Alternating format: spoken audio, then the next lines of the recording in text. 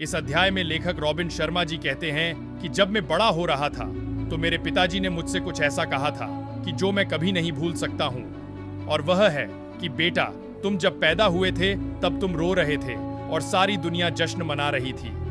अब तुम अपना जीवन ऐसे जियो कि तुम्हारी मौत पर सारी दुनिया रोए और तब तुम जश्न मनाओ। दोस्तों, इसका मतलब है कि अपनी लाइफ कुछ इस तरीके से जियो और ऐसे काम करो कि आप खुशी से इस दुनिया को छोड़ सको और आपको किसी भी बात का पछतावा ना हो।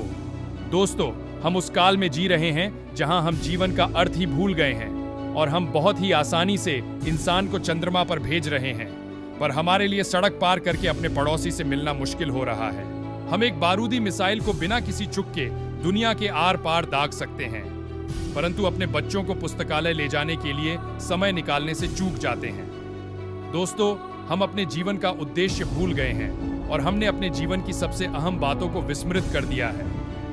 अब जब आप इस किताब की समरी को पढ़ने जा रहे हैं तो इस किताब के लेखक ने हम सभी से एक सवाल पूछा है कि ऐसा कौन है जो आपके मरने के बाद रोने वाला है। दोस्तों, आप कितने लोगों के जीवनों पर अपनी छाप डालेंगे जबकि आपको इस ग्रह पर चलने का मौका मिला है? आने वाले पीढ़ियों पर आपके जीवन का क्या असर होगा और आपने अपने अंतिम पड़ाव से पहले क्या धरोहर छोड़ी?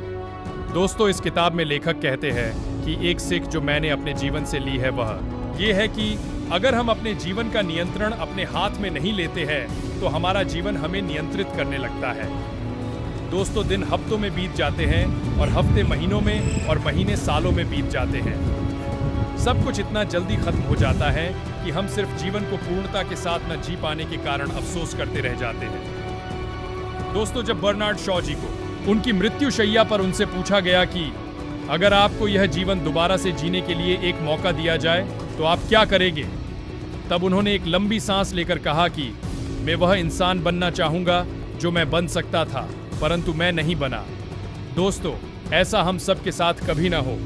इसीलिए रॉबिन शर्मा जी ने कौन रोएगा आपकी मृत्यु पर किताब को लिखा है और मैंने आपके ली इस किताब की समरी को। दोस्तों, घूम फिर कर लोग सिर्फ एक बात पर केंद्रित रहते हैं कि हम किस प्रकार अपने जीवन का बेहतर अर्थ ढूंढ सकते हैं और किस प्रकार अपने कार्य द्वारा एक स्थायी सहयोग प्रदान कर सकते हैं। और इसके पहले कि बहुत देर हो जाए, हम अपने जीवन के सफर को आसान बनाकर उसका आनंद कैसे ले सकें। इस पर लेखक का उत्तर हमेशा इस बात से ही शुरू होता है कि अपना लक्ष्य ढूंढिए।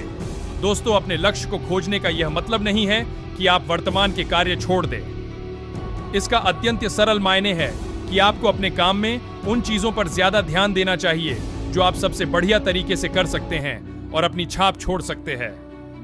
इसका मतलब यह है कि आपको जिस परिवर्तन की आशा है उसे वास्तविक रूप। पास वाला रोगी रोज खिड़की से बाहर देखता और उसके बाद कुछ घंटे वह अपने बीमार साथी को बाहर की दुनिया की सजीव व्याख्या करते हुए बिताता था। किसी दिन वह अस्पताल के दूसरी तरफ के बगीचे में लगाए हुए वृक्षों के हवा के झोंकों के साथ झूमने की सुंदरता के बारे में बताता था।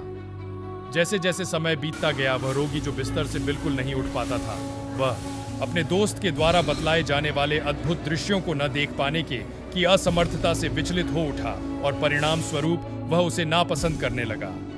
उसके बाद धीरे धीरे उसकी नफरत घृणा में बदल गई। एक रात को खिड़की के पास वाले मरीज को खांसी का दौरा पड़ा और उसने सांस लेना बंद कर दिया। सहायता बुलाने के लिए बटन दबाने के बजाय दूसरा मरीज पड़ा रहा और उसके बाद दूसरी सुबह वह रोगी, जिसने अपने मित्र को खिड़की से झांकते हुए अद्भुत दृश्यों का ब्यौरा देकर बहुत सी खुशी दी थी, उसको मृत घोषित कर दिया गया और अस्पताल के उस कमरे से बाहर भेज दिया गया। दूसरे मरीज ने जल्दी ही अपना बिस्तर खिड़की के पास लगाने का आवेदन किया, जिस पर अस्पताल की सेविकाओं ने तुरंत अमल किया। परंतु उसके बाद जैसे ही उसने खिड़की के बाहर के दृश्य को देखा तो बाहर के दृश्य ने उसे हिलाकर रख दिया, क्योंकि खिड़की के सामने ईंटों की बनी हुई ठोस दीवार थी। दोस्तों, उस मृत मित्र ने उसके मुश्किल समय को थोड़ा खुशहाल बनाने के लिए काल्पनिक दृश्यों का जाल बुना था, जो कि उसके दयालु स्वभाव को दर्शाता है। दोस्तों, यहाँ पर लेखक कहते हैं कि इस कहानी के बारे में मैं जितनी बार भी सोचता हूँ, मेरे अपने दृष्टिकोण को एक नई दिशा में ले जाती है। अधिक परिपूर्ण और प्रसन्न जीवन जीने के लिए हमें मुश्किल परिस्थिति में अपने दृष्टिकोण को लगातार परिवर्तित करने की कोशिश करनी चाहिए। दोस्तों, हम इस ग्रह पर बहुत कम समय के लिए आते हैं और अगर आप पूरी तरह से देखा जाए तो हमारी लाइफ अनंत काल की कायनात पर कुछ बूंदों के समान है। इसीलिए हमें अंत विवेकपूर्ण तरीके से इसका स्वाद लेकर इस सफर को आनंददायक बनाना होगा। 3. अपने दिन की अच्छी शुरुआत करिए। दोस्तों, इस अध्याय में ऑथर रॉबिन शर्मा जी कहते हैं कि जिस तरह से आप अपने दिन की शुरुआत करते हैं वह यह निर्धारित करता है कि आपका दिन कैसा बीतेगा। सुबह जागने के बाद के पहले 30 मिनट को मैं प्लेटिनम 30 बुलाता हूँ।